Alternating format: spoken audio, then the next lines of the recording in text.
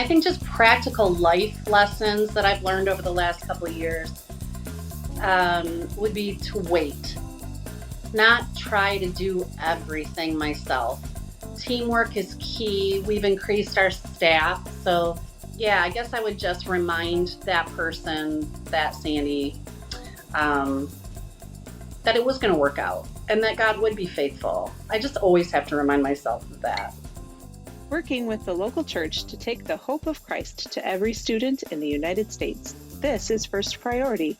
Now here are your hosts, Steve Cherrico and Brad Schelling. Welcome back to the podcast, everybody. My name is Steve Cherrico with my frenemy, Brad Schelling. Brad's in the house. Afternoon, Steve. Morning, afternoon, good evening, whatever We're right time. there. We're right there. In fact, some of us are in afternoon. Some of us are, and some of us are in morning. Yeah, at the time of this recording, yes, we are. So, well, Brad, we've got some exciting things going on. Do you want to tell the world what is most important right now? Jesus is coming back soon. I knew it. Congratulations. Oh, you meant with First Priority. With First Priority specific. Yeah. Okay. Yeah, thanks. Fall conference registration is open. October 23, 24, 25, Monday, Tuesday, Wednesday in the Embassy Suites, Cool Springs, Nashville, Tennessee. We are excited to see everybody. It's been open for a little while. Early bird is over, so you're up to the normal registration, which I believe ends at the end of this month. But get your registration got a lot of great things happening. So excited to see everybody. You got any announcements? Not this week. I would just make a plea. Those of you who are our regular folks that join us on the podcast, listen on a weekly basis, to give us feedback. We'd love to hear your stories. You know, the clubs are starting to have invite and connect weeks. We'd love to hear what's going on in the midst of that. So I know that's extra effort on your part, but it's super helpful for us because our job is to try to tell your story and help what the local learns be passed down to all the local. So don't forget about us in the midst of that. Call Brad, call myself, email one of us. That would be awesome. Well, specifically, I would say, see you at the poll. If you're participating in See You at the Poll this year, we would love to hear those stories. Depending on when you're listening to this, it might be before See You at the Poll, which I think you said September 24, that Wednesday morning. September 27 is the Wednesday of See You at the Poll this year. Yep. Perfect. Yep. 30 minutes before school. If you're listening to this before that date, get some students together, give them some prompts, help them to pray in front of their school at their flagpole. It's a great moment to publicize First Priority, publicize Jesus. Let the students lead. Let the students lead. Teach them how to answer the question, what are you doing here?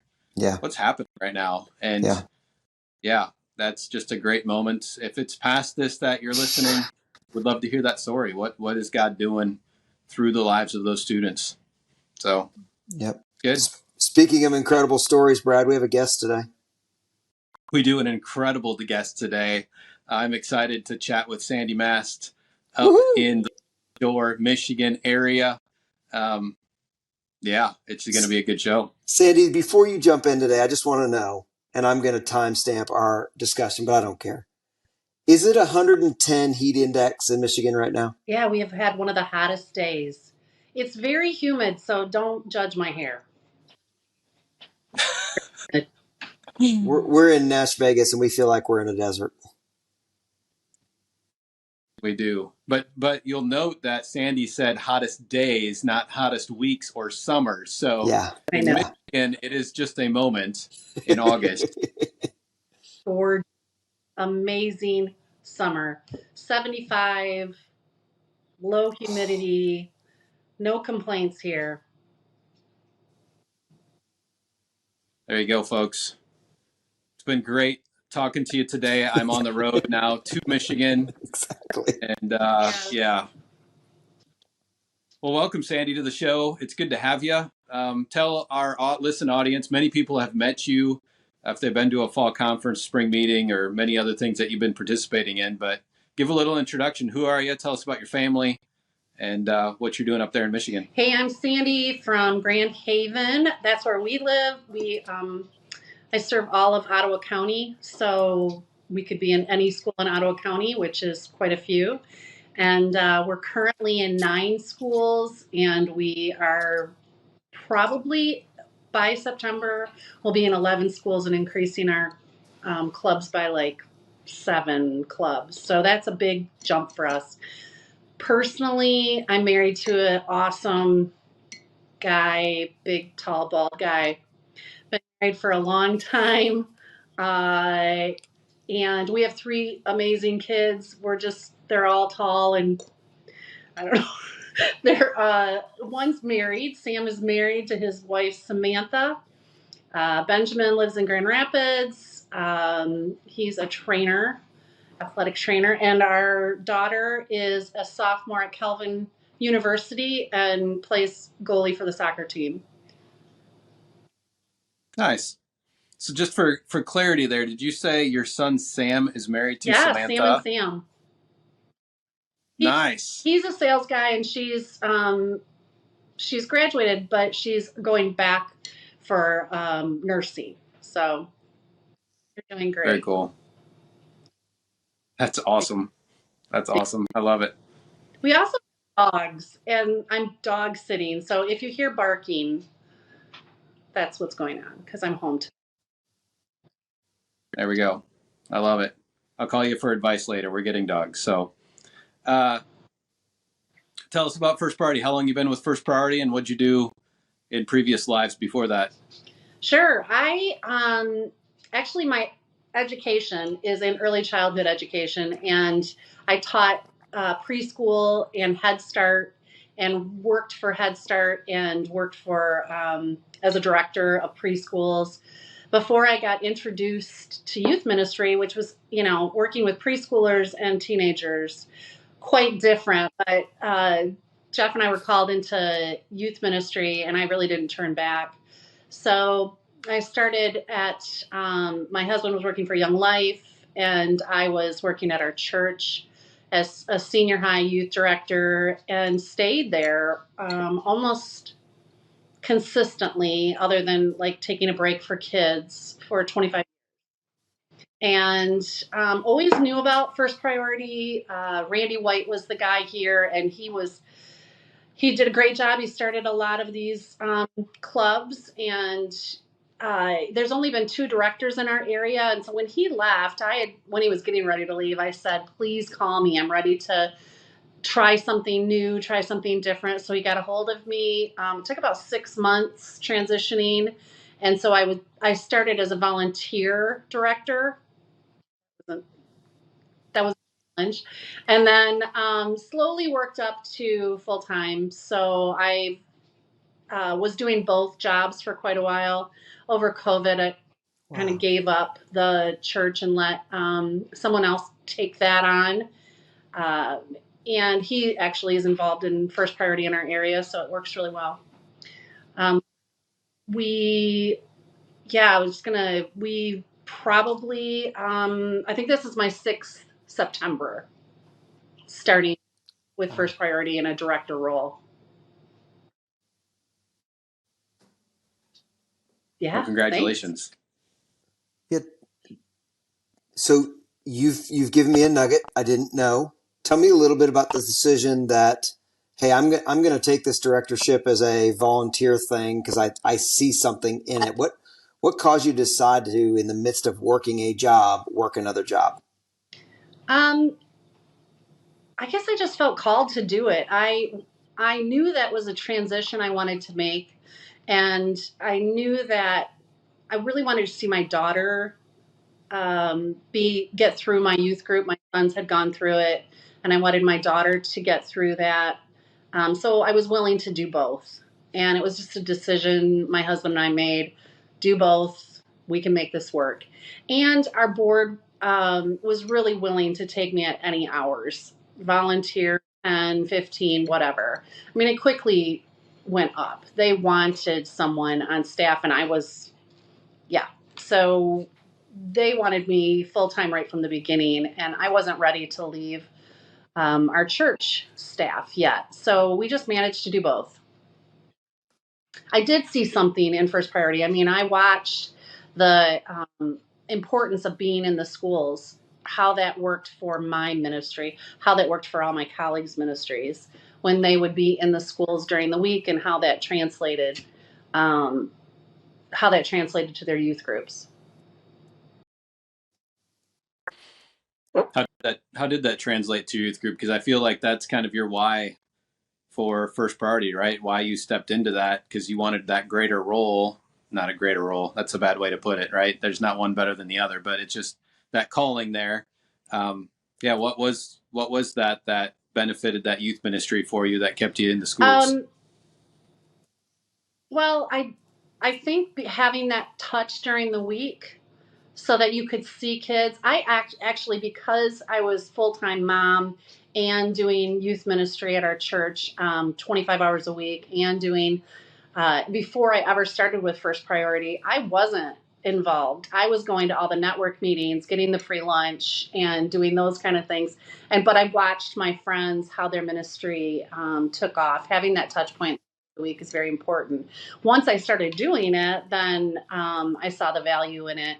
I also, one of the biggest reasons I wanted to take this job was that I love the youth pastors. And for me, I had been doing it for so many years.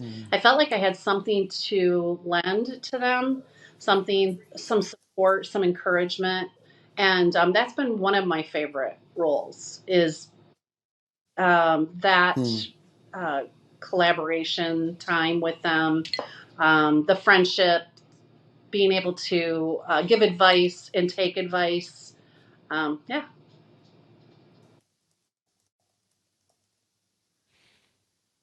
Sandy, you were talking about a pretty large amount of growth this year in terms of number of clubs.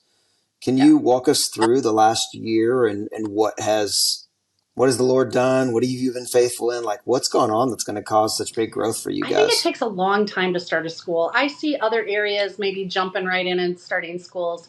I don't, maybe there's not as much trust in our area. In the superintendent level, but we just had to slowly suggest and slowly start moving towards these things. Another thing that really stopped us from we had like internal growth, but we weren't growing maybe in number of schools. So after COVID and once everything was open, we reestablished our reputation and our way of doing things in their schools with all the different protocols that slowly went so far up and then kind of came down with protection stuff. Um, a lot of the growth is because students younger siblings of students that were involved in First Priority were saying, why not my school? And one of the intermediate Yeah, schools that good. we're in this year, actually, we've had a club there for many, many years, over 20 years, but it's always met in the morning. And a teacher came to me at the end of the school year and said, why are we not doing it at lunch? I know you do it at lunch at other schools. And it was really kind of just habit why we stayed at the morning. And she said, I think we could reach 3 times as many people. There's 3 lunches here. So we, actually, that's a huge prayer request because the principal is deciding right now, like this week, if we're going to go back to the morning club that we've done forever or moving to 3 clubs in the school at lunch. And whatever God's will is fine with us. But it would be, it seems like it would be an awesome thing to do the lunch. But it's, yeah, his timing. Talk about that. I noticed your club numbers were very different than your school numbers when you were talking about what your footprint is right now. How many of your clubs are at lunch, and what is that difference? How many schools are you in versus I don't have those numbers right in front of me. Let clubs? me. Well, we're in 9 schools. We'll start in September in the 10th school. We're hoping to start in the 11th. Well, we'll expand in 1. So I think that we have 6. It'll be up to 20 clubs in 10 schools. Does that make sense? Yeah. That Yeah. does, yeah. So in most of those, when they're over lunch, I'm going to assume that it's not the same teacher sponsor. So you're recruiting multiple teacher sponsors per school, multiple campus coaches, or do the campus coaches stick around and work with The all campus three coach will stay leadership for all teams? of them. How does some of that work for you? You can stay for all three clubs. That just works in their schedule. It's not always the same teacher because you have to move move rooms. Grand High School, it just works out great. There's a teacher that has like a a planning time. She has her lunch, and then there's an opportunity for her students to come in. So it's a kind of like another planning time. So in Grand Haven High School, we're in the same room for 2 hours. So that's worked out really good. But it's three student leadership teams, right? Because the Three those leadership kids teams. cycle through. Spring Lake has 2 leadership teams. It's just, you know how that goes. If most of our schools have multiple lunches. I'm digging in the weeds a little bit, but how does that go in December when it's fruit basket upset with the kids' lunch schedules? Worked. There's always if there's a team and those kids get separate, especially in high school, they switch them around. When your lunch is going to be, if it's a team, then there's usually someone from each team that stays. Seniors stay or in their C lunch, so it doesn't really become a problem. But it's something. It's just planning, conversations, communication. Sandy, I think my next question is, you're now 6 years in, which is phenomenal. We're so grateful for that. Think about Sandy from 2 years ago, coming out of COVID, right? Really having an opportunity to start doing club ministry again on a small level. What lessons have you learned that you would tell that Sandy? Hey, these are things to look out for. These are things that would be helpful to you I think just practical life lessons that I've learned over the last couple of years would be to wait, not try to do everything myself. Teamwork is key. We've increased our staff, so that has increased our ability to serve. We've increased our numbers of campus coaches, so that's helped. But I probably 2 years ago was panicked about those things or worried about those things. But one of the best parts of doing ministry for a length of time is that I came into this job with some of that experience. Usually things work out. Usually you'll have enough volunteers. If you can follow the rules, you'll have a good reputation most of the time.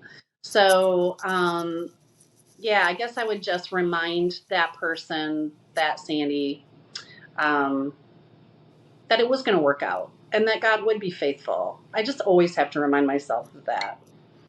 And when I say practical life lessons, that's true of my kids too, and my family and my husband, whatever's going on in my life. Those are some good words that Steve needed to hear today. So if you follow the rules, it will work out. If you push the button, it will record. Yep. We all have our moments. Yep. Yeah. Well, that's good.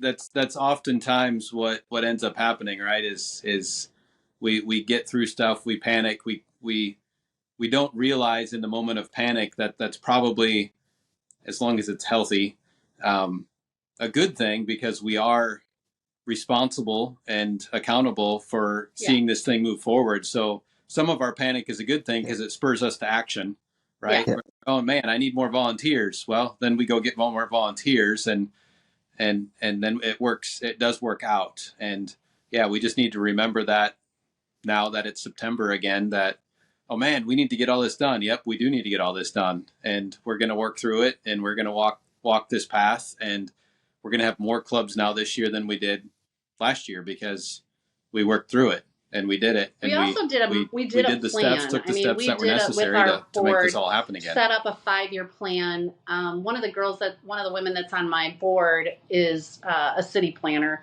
and does this for the city for I can't think of the name of where she works, but so she is very good at this and got us from a 5-year plan to a 1-year plan to goals, and following through with that's been great. I mean, the biggest issue about growth is money, and we need more staff, we need more help, we need more pizzas, we need whatever, more space for offices, and not that we're that big, but um, all those things. So you have to, and I'm primarily the fundraiser. So we have to think about that. And we have a really exciting banquet coming up in November that we really pray I don't love knocking on doors and ask for money. So I like to see most of it come through a banquet, giving people the opportunity to give for a great cause. I'd like to get that all banged out in one time, but it doesn't usually work that way.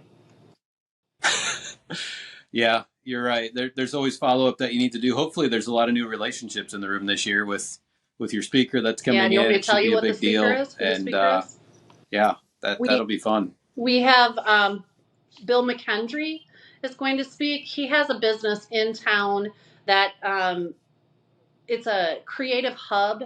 Bill McKendry is the big name behind He Gets Us.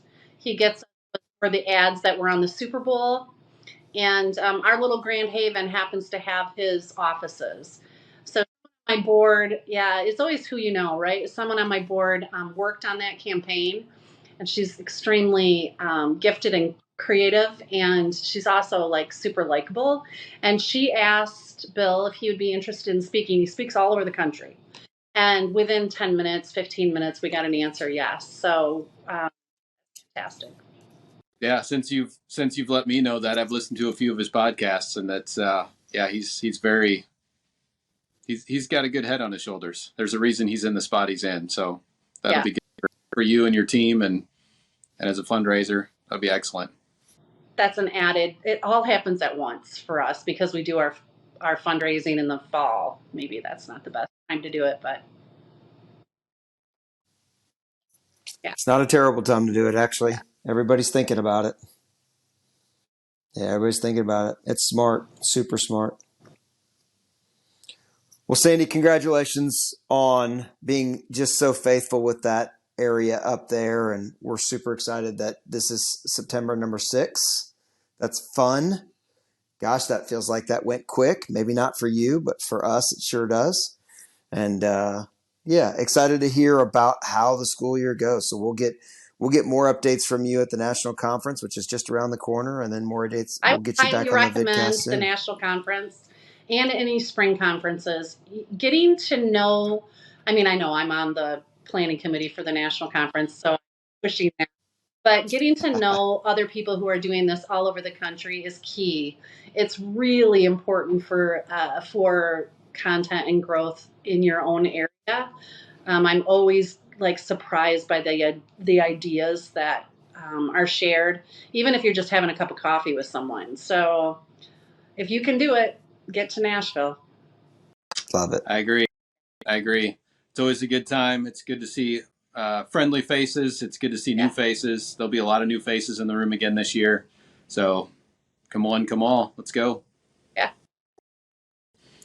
Well, thanks for joining us, Sandy. Appreciate it. Appreciate, like Steve said, your tenure and being on the show today.